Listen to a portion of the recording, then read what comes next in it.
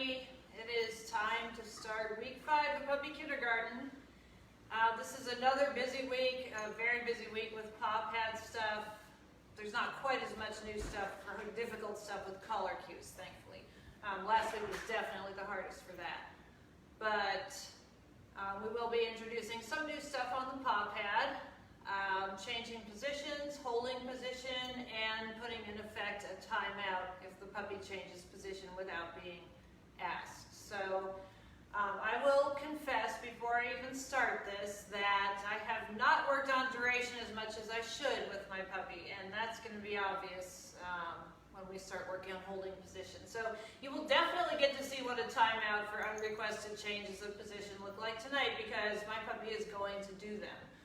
And that's not because there's anything wrong with her, it's because I have not done as much work on duration as I should have. I'm sitting in a different spot tonight because we're also going to be doing hand tethering while moving, and we need some more room for that. If I were to do it in my skinny little kitchen, then my puppy would probably not be able to pass the distractions successfully, and that would not be setting her up for success, which is something we always want to do. So I moved somewhere where we have more room to walk around. All right, I'm going to explain what we're going to do before we start doing it. What we're doing today is, well, we're continuing to work on sit and stand on the paw pad from last week. She's pretty much doing it on the verbal cue and the hand signal together. She's not reliable just with the verbal cue yet, but she does not need a lure for sit or for stand. We're going to be luring into down because she hasn't been down on the paw pad yet. This will be her first time laying down on the paw pad. Although she's really good with the foundational down, that doesn't always translate to down on the paw pad. Okay, so what I'm going to do when I stand up and get the paw pad, I will set it down. She's going to walk onto it. I will mark and reward her for getting on it. Then I'm going to have her sit on it, and I'll mark and reward that.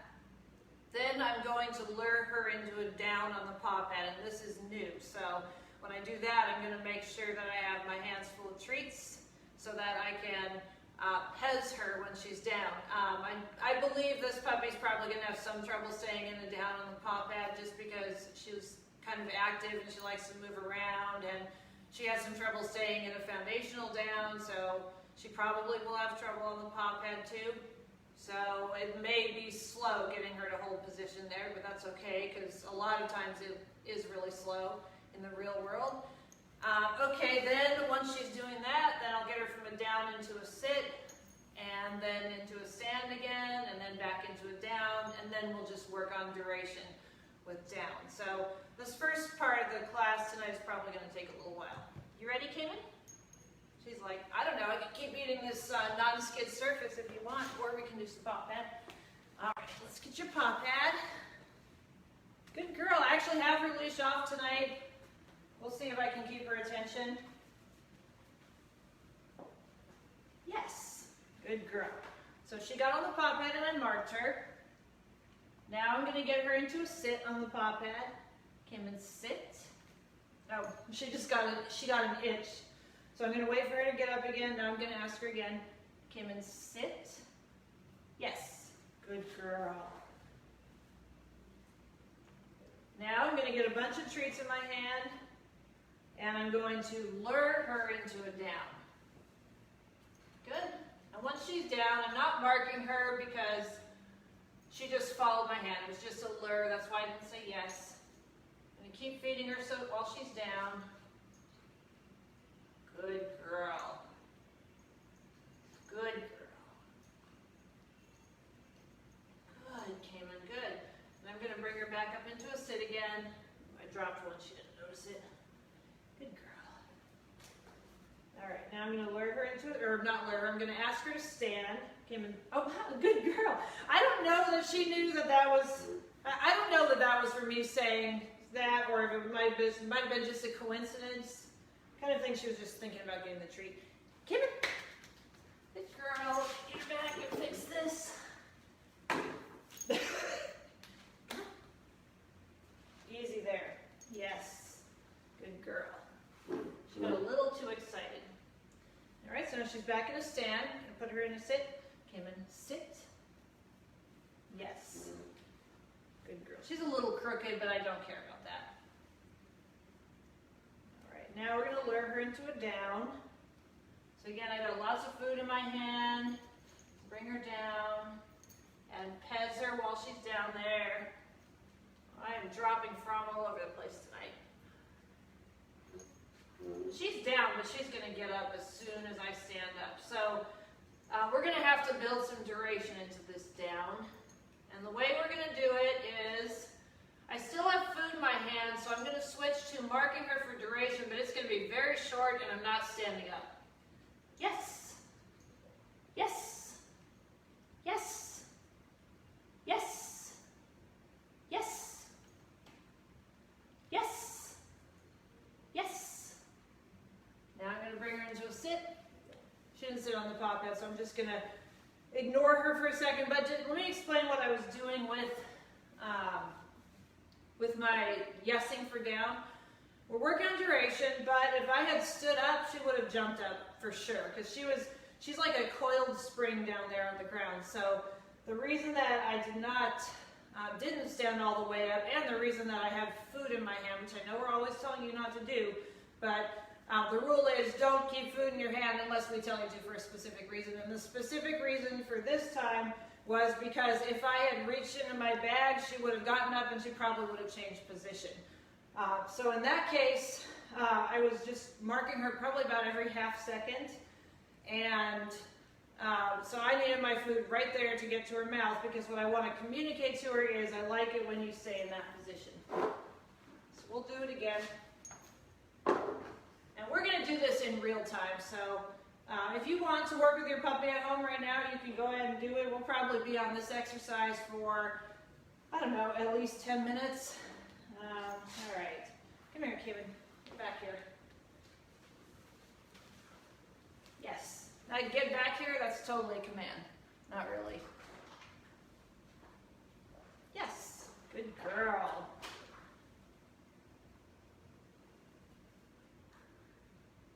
Yes. Just working on regular duration now.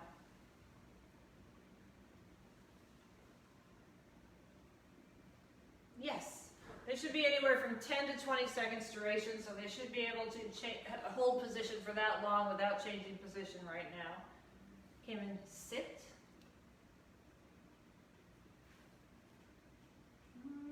I'm not going to mark her for that because she took one foot off, and I know that she can get both feet on. So I'm going to see if she steps back up on it. Now I'm going to ask her again. Came in, sit. Yes. Good girl. Good job. Yes. A little duration and sit. Yes. Good girl. And now we're going to work on down some more. So even though she stood up, it was after I yesed her. So she still gets the treat. Because what they do after the yes is not critical. It's better if you can get the food to their mouth before they change position. But if you can't, as long as you got your yes out at the same time, then they will understand what you marked them for. She sat. I'm just going to ask her to stand just because we haven't practiced stand from a sit yet. Stand. Yes. Good girl. I could have introduced the timeout, but I haven't explained it yet, so I don't want to introduce it without explaining it. Came in, sit. Yes, good girl. Good girl. Okay, we're going to learn to down again. So here goes my food.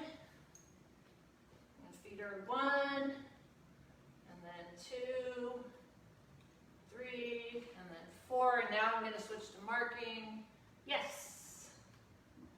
Take my hand away. Yes. Yes. Yes. Yes. Yes. Yes. Okay, and then I'm going to get her into a sit. Yes. That was a bad yes because she took her foot off as I was saying yes, but I said yes, so I have to treat. Even if you do a bad yes, you still have to treat because otherwise it makes your yes marker word less powerful. We're going to do one more down, even though this again would have been a good opportunity for me to show you the timeout, but she's going to do it again. I'm quite sure of that. All right, so down with the lure. Feed her several treats. Yes. Yes. Yes. Yes. Yes. Yes. See how she's staying down longer? Yes. I'm still rewarding really fast though. Now I'll try to get her into a stand. Cayman, stand. Yes, good girl. Good job. What a good girl. Very nice.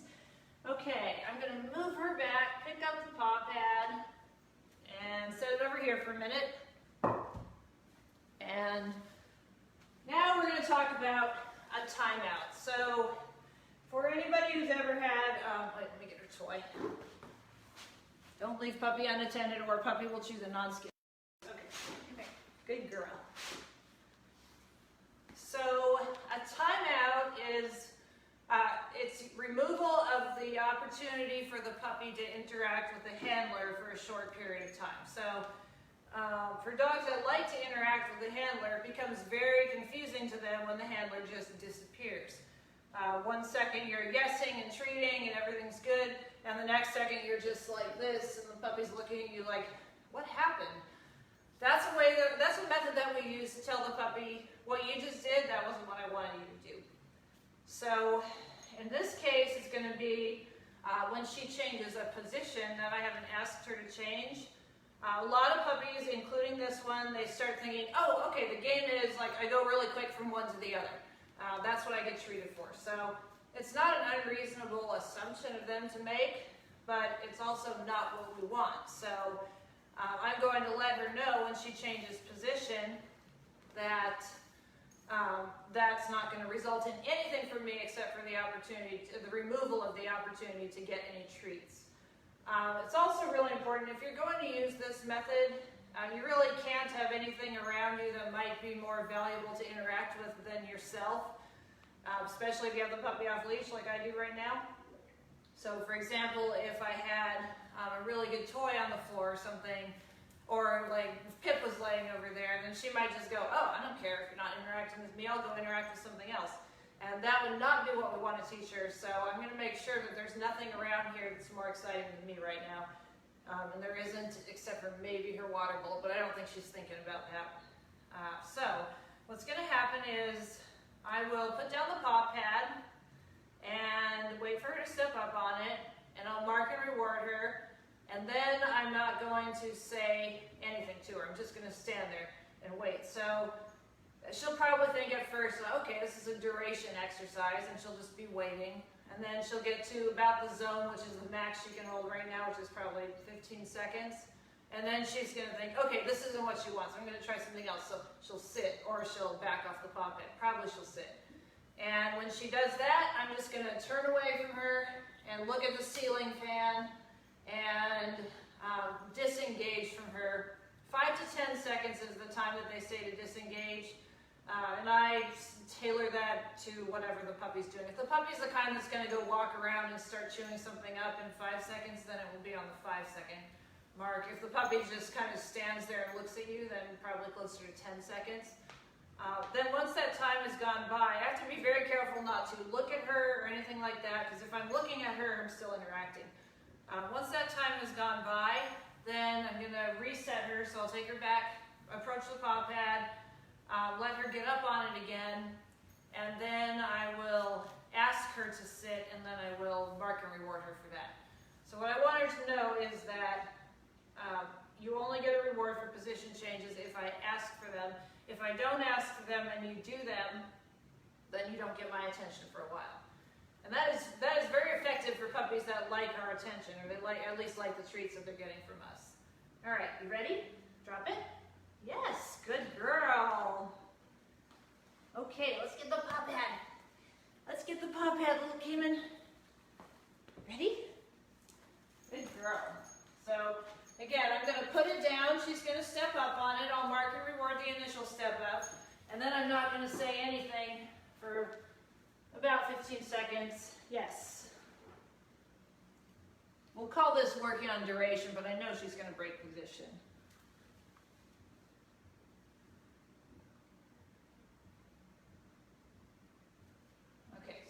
doing a timeout. Counted in my head, 1 Mississippi, 2 Mississippi, 3 Mississippi, 4 Mississippi, 5 Mississippi, 6 Mississippi, 7 Mississippi, 8 Mississippi, 9 Mississippi, 10 Mississippi. Okay, and then I'm going to go back here. Come in. Get her back up on it. Yes. I'm going to wait a few seconds. Yes. Rewarding her for duration, but not as much duration. Now I'm going to ask her to sit. Kim, and sit. Yes. Now we're going to do the same thing in a sit. Even though her back end slid off. I wish it hadn't. Okay? Disengage.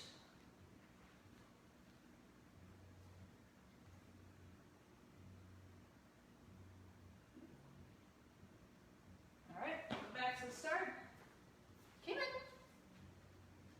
Try to fix my surface so she doesn't slip as much. Good girl. Kim in, sit. She's not 2 feet on, and I know that she can get 2 feet on. I'm going to ask her again. Kim in, sit. Yes. Good girl. And now we're going to work on duration and sit for about, I don't know, 5 seconds. Yes. Good girl. This is totally lack of handler training. There's nothing wrong with this puppy. It's just I haven't spent enough time on this. Yes. The good news is this is easy to fix. You just have to put in the time. Yes. And now I'm going to move her in between positions again. I think I'll move her to a stand first and then back to a sit. Cayman, stand. Yes. Good girl. Good girl. Cayman, sit. Yes. She thought about taking her paws off, but she did not. I'm still going to lure her into down again because I don't think she has the down all the way. Good girl. Maybe I won't treat her quite as much. Yes. I won't pez her quite as much. Yes. Yes. See how I can stand all the way up now? Yes. Good girl. Yes. That actually was quicker than I thought it would be. Yes. Or maybe she's just getting tired. And I see that her leg has slid off, but I'm not going to worry about that right now. Get her back into a stand. Kim, stand. She's thinking.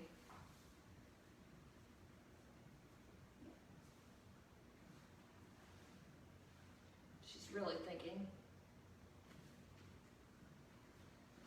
And by this point, this much time has gone by, she may have forgotten that I ever said stand. I think she just had a little brain fart. I can totally relate to that. I'm just going to ask her again. Kimmin, stand? Yes, good girl. And why did I that time not do a timeout? I don't know. I really don't know. I just felt like she started to do it and then she just stopped for whatever reason. But this time I will do a timeout because she sat without being asked.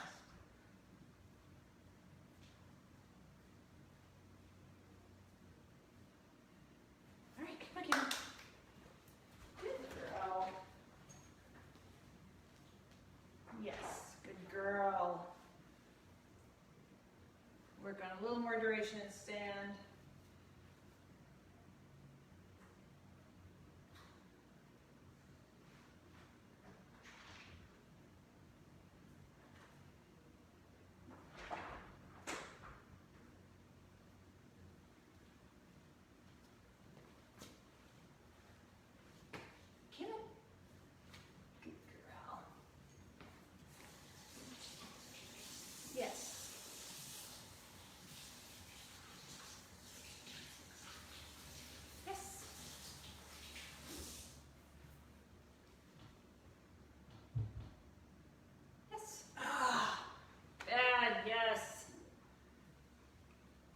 When my yeah came out of my mouth, she wasn't sitting, but when the S came out of my mouth, she was. Yes. Well, I always tell people, if you notice yourself doing a bad yes and go, oh, that was a bad yes, then that just tells you that you're becoming a better trainer because you catch yourself doing something you wish you hadn't done.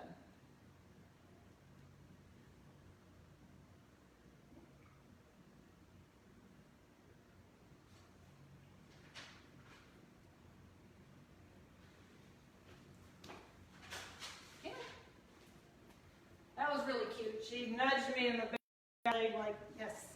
Did you see what I just did? She's like, I just stood. Is that what you want? Yes. Good girl. She's actually even worse in duration right now than she was when we were practicing earlier.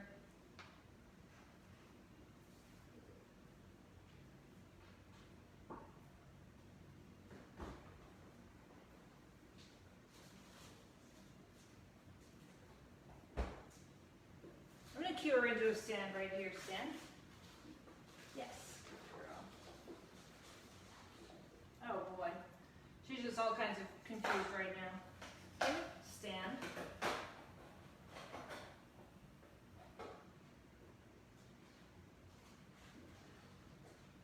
Yes. Good girl.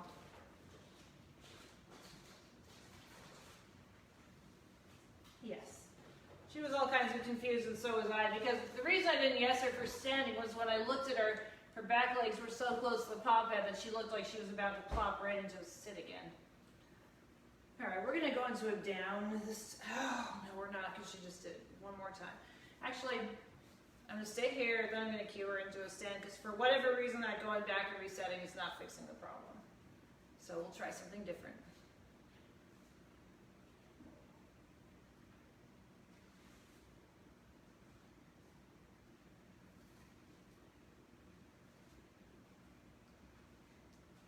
Now cue her into a sit. Came and sit. Yes, good girl. Came and stand. Yes, good girl. Good girl. Now we'll get her into a down. I'm not going to pause very much. Down from a stand is different to her than down from a sit. And sit from a down is also different. So I'm going to lure her back into a sit. Actually, I'm going to fix her position on this pop head because it is all kinds of screwed up. Hold on, baby. There we go. Okay, sit. Yes. Good girl. And now we're going to go into stand. Came in, stand. Yes. Good. Now I'm going to lure her into a down. I'm going to try to keep her straighter. That's why she was going off the pop head before. Good girl. Yes. Yes. Yes. Ooh. Yes. Good girl. Can you stand? Yes. Good girl. Good job. What a good girl you are. Good girl. Okay, I'm going to take this away. Wow, we've been doing that for a long time. So hopefully you all at home have been practicing with your puppies on stand, sit, and down, and the timeout. Timeout is pretty effective, but it doesn't necessarily work right away.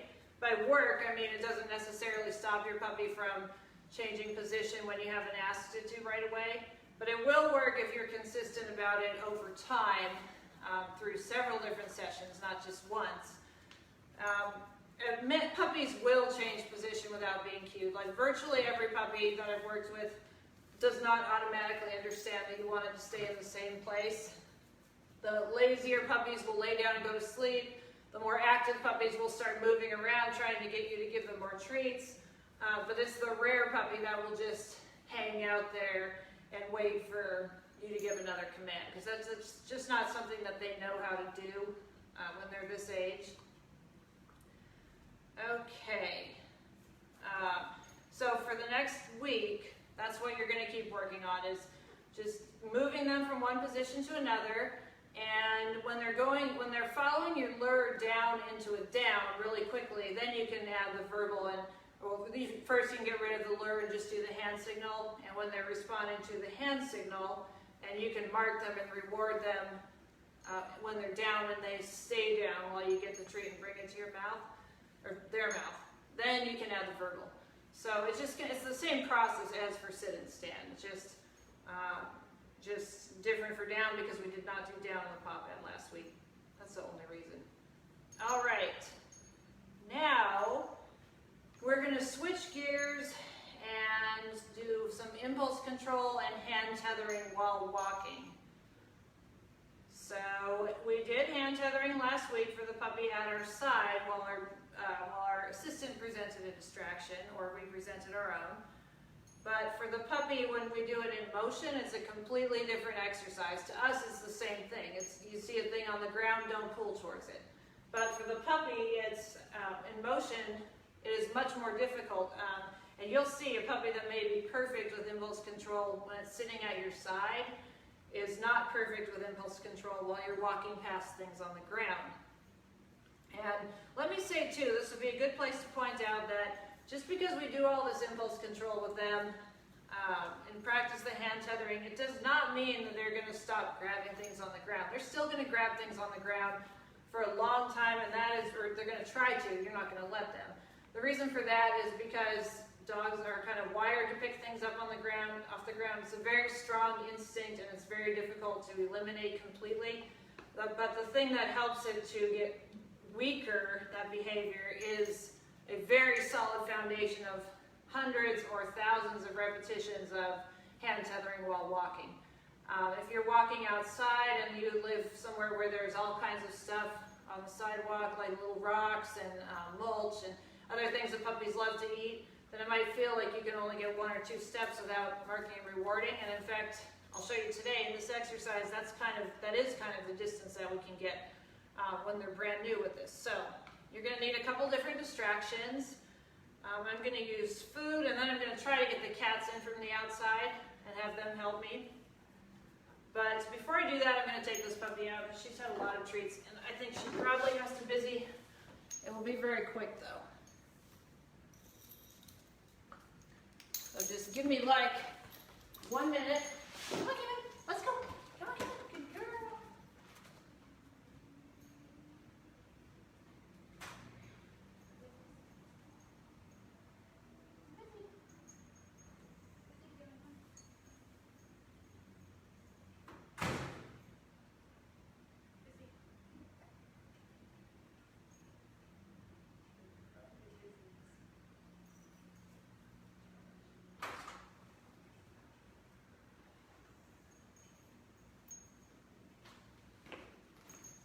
Okay.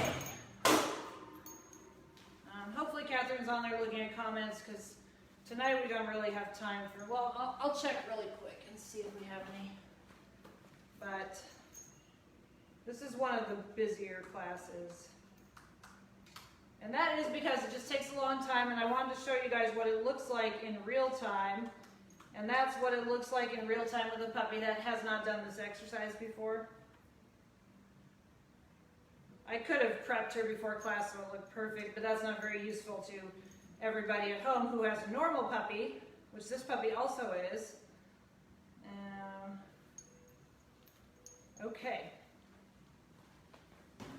So, for distractions on the floor, well, first of all, let me talk about where you're going to hold your leash when you hand tether. Cayman, let's go. Good girl. So a good place to hold it. It's about 12 to 18 inches from the puppy's collar, depending on the size of your puppy. If they're taller, you probably have a shorter hold. This is about right for this puppy because you can see, well, I hope you can see that we have slack, but when she's in good position, but she doesn't have so much slack that she can dive for something and reach it. Yes, good girl. I don't know if you could see that, but I just threw a piece of food on the ground, and she did go for it, and then she felt the tension on her neck, and then she pulled back. So what we're going to do, I'm going to put some food on the ground. I have to go this way, okay. And then we're going to walk past it at a distance that I think she'll see it and pull towards it, but she's not going to be able to reach it, so I'm not going to let her. And if she ignores it the first time, we'll come back and do a second pass. And when she does, when she goes for it, I'm going to do this. And I like to actually smack my thigh with it because that means there's more of a chance that I will keep it there. Also, these are, I call these hand tethering pants because they have a side pocket, and you can stick your thumb in there if you're not great at remembering to keep your hand into your side. You can actually, even while holding at a good distance on the leash, you can still put your thumb in your pocket and just kind of anchor it there. And that way you don't have to do this because your thumb's already there. Right, Cayman? Okay, so we're going to put a little bit of food right there. Hope you guys can see that. Okay. Yes, good girl. So she understands that she's not supposed to go for it now, but when we walk, I'll bet you anything she's going to pull toward it. Cayman, let's go. Let's go. Yes. Okay, I was wrong, so sometimes it's nice to be wrong. Let's go. Yes. Good girl. So even though she did not actually come with me when I said let's go, yes, she's not pulling towards the food, and I know that she wants it. Okay, now we're going to go this way. Yes. Good girl. The cat's going to eat the food. Cayman, let's go. Come on, let's go. Yes, good girl. When we're working on loose leash also, we have to, oh wait, I went off camera, sorry. Let's go. Yes. When we're working on loose leash, we really have to have a high rate of reinforcement. In fact, when you first start working on this outside, you're probably going to be reinforcing almost every step. It's going to look like this. Let's go. Yes. Good girl. Let's go. Yes. Good girl. She's very good. Yes. Good girl, Cayman. Good job. My cat's quietly eating my entire distraction over there. Let's go. Come on, Cayman. Let's go. Let's go. Yes. Good. Good girl. Still trying to reward her mostly in heel position or close to. Cayman? Let's go. Yes, good girl. You sometimes have to get your extra perky voice out for this. Yes. Let's go, Cayman. Yes, good. She doesn't actually know let's go yet. That's kind of a new term to her. We're kind of teaching it, but she doesn't necessarily know it the way that an older dog would know it. Let's go. Yes. And for a puppy that is just learning let's go, by the way, wait, I forgot what I was going to say. I had something brilliant and it just went right over the top of my head and I forgot. Oh, no, what I meant to say was for a handler who's not raised a puppy before and is not 100% familiar with our terminology, when we say let's go, that just means to the dog, I'm going to start walking and you're going to come with me on a loose leash. So I know that heel is the command that means that in the pet dog world, but for us, heel means get into position by my left leg, and let's go means we're going to start walking and you're going to come with me. So the cat has now finished the entire pile of food that I set out for Cayman. So let me see if I can draw the cats with this. Oh, this is a good distraction too. Come on, Bristol. All right, so we'll do it again. I'm ready to tether if I have to. She's pulling towards. So I'm going to wait for her to come back to me. Yes. Good girl. And you have to reward the second that leash slack is at first, and it's not going to be a lot at first. Yes. You can reward any of these things. You can reward looking at it but not pulling toward it. You can reward looking at you. Yes.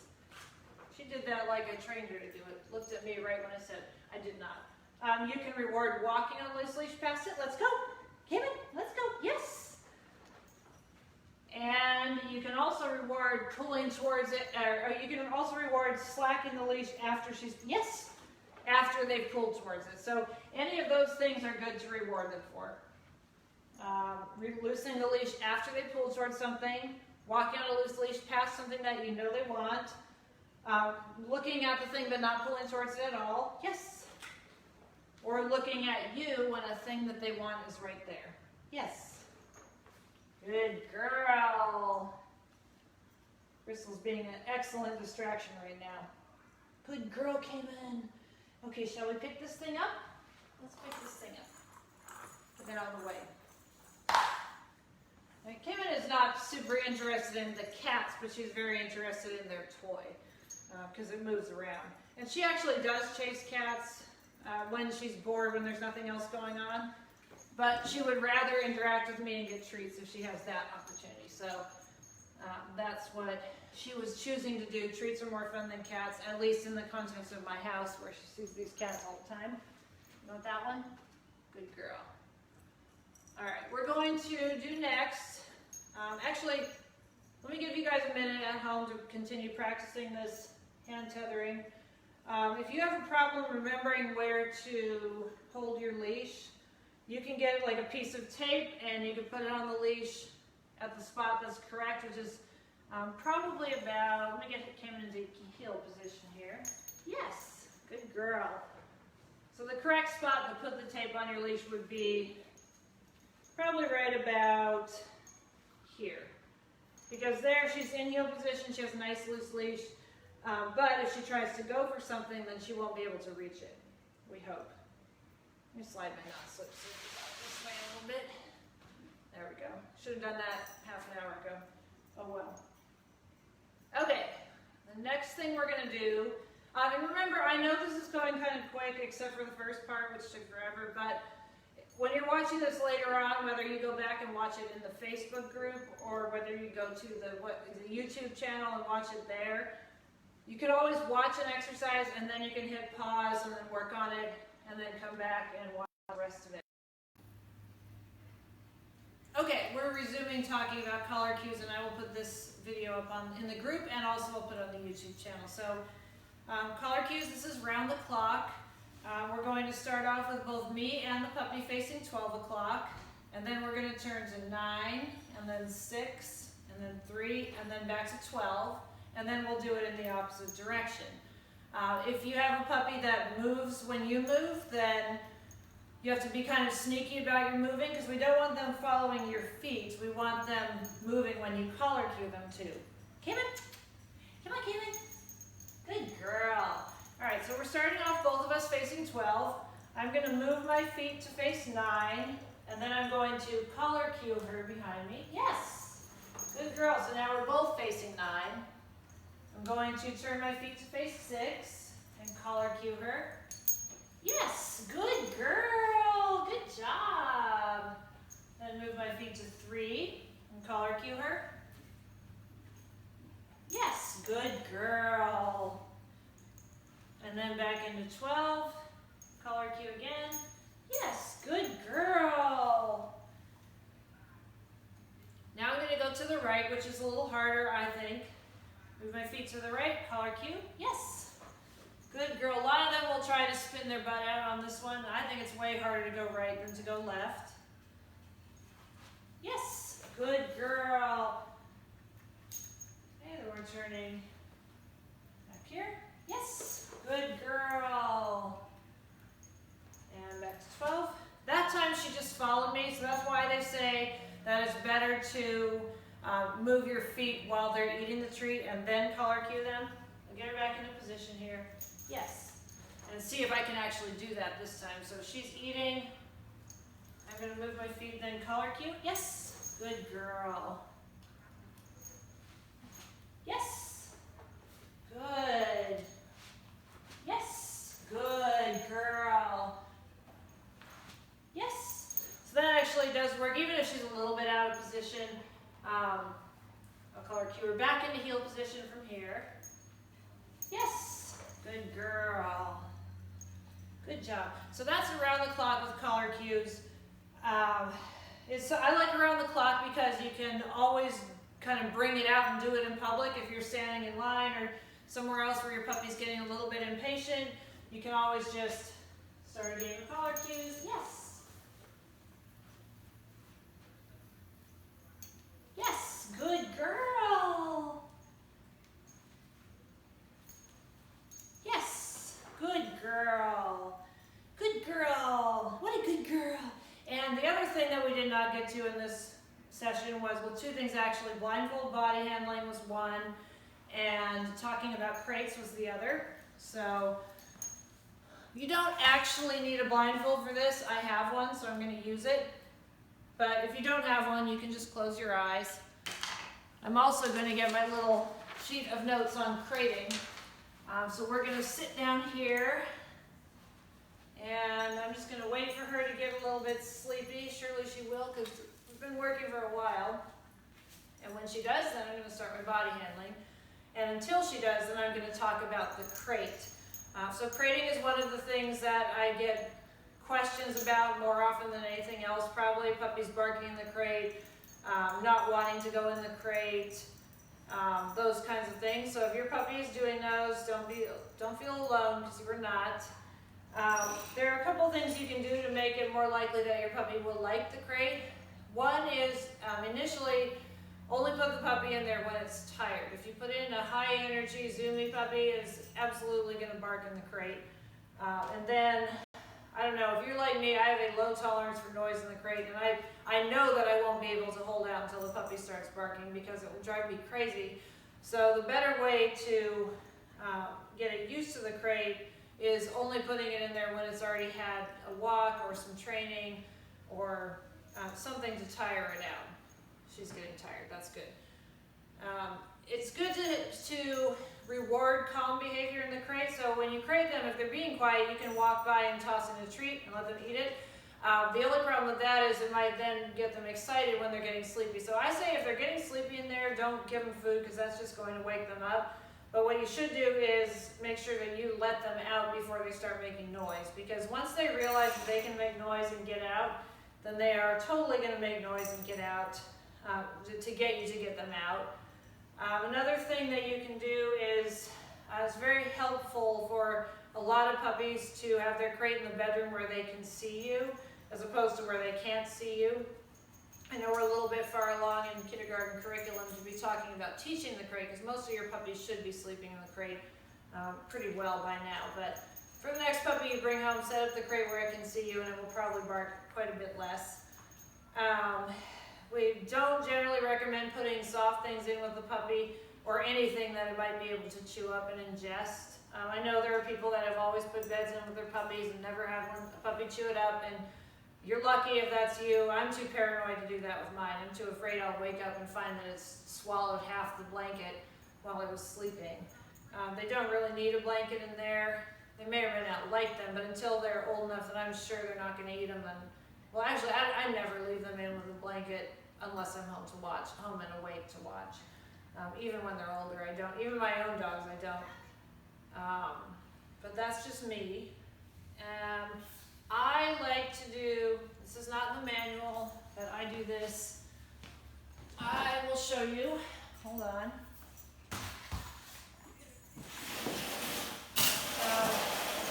I like to, when I let the puppy out of the crate for the day or for the morning, I like to throw a treat in there and then just close the crate and leave it closed. I feel like when the puppy sees me do that, and every time they walk by the crate, they're thinking like, oh, I'd like to get in there, I'd like to get in there and get that treat. And then when you finally do open the door and let it in, and you say, come in, and they go in and get a treat, then if they find a treat in there more often than not, then they are certainly going to have a better feeling about going into the crate than if they don't. Kevin, come on, Kevin. Now I can't get her to go out. Good girl. But what we want is a puppy that when you open the door and say, come on, well, we want them to go in. She's not, because she's waiting for me to. Yes, good girl. She normally has a very good kennel in. I think she was hoping that I was going to throw another treat in there. But once they've gone in and found a treat there a few times, you don't need to throw a treat in to bribe them to get in. They're just going to think there's more likely to be one than not. And if they go in and there isn't one, they're going to turn around and look at you, and then you can mark and reward them for getting in the crate. So that is the thing that I like to do a lot. Remember, we never leave them in the crate with the collar on. Even though in a plastic crate like this one, there's not a lot of chance they could get it caught on the wire. There's always a chance they could get their paw stuck in it or something. So it's just safer to take it off all the time. And again, nothing in there that they can possibly chew up and swallow.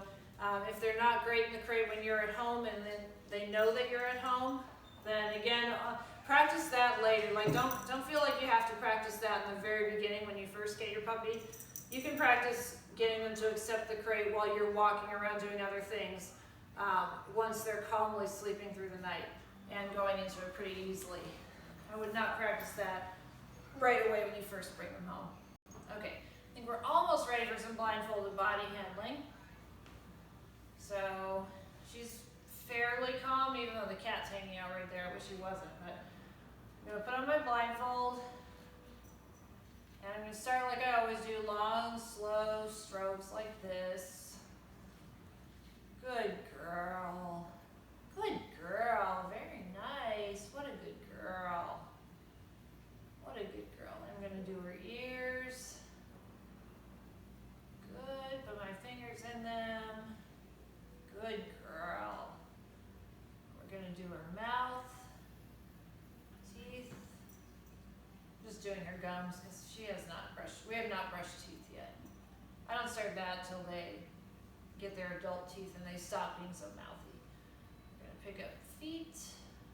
Good girl. What a good girl. There she goes, down to the ground. And she's getting a little mouthy, so I'm just gonna stop for a second. I'm gonna try to move her a little closer. If she does that, I'm just gonna turn her so that her mouth is not right by my hands. That's just asking for trouble if she's already feeling mouthy. Alright, get her facing the other direction. Scratch her right under her neck. Good girl. Now we can handle her feet. Good girl.